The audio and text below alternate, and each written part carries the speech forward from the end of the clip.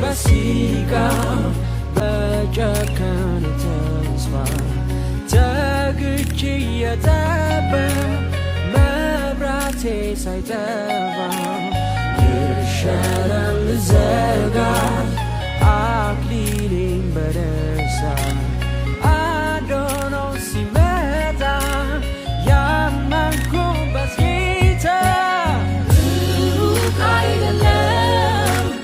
የማልፍበት ቀን በእምነት በተስፋ የጠበቅኩት ጉዞ መክበዱ ምልክቱ ነው የኢየሱስ መምጫው እጅግ ቅርብ ነው። ሩቅ አይደለም የማልፍበት ቀን በእምነት በተስፋ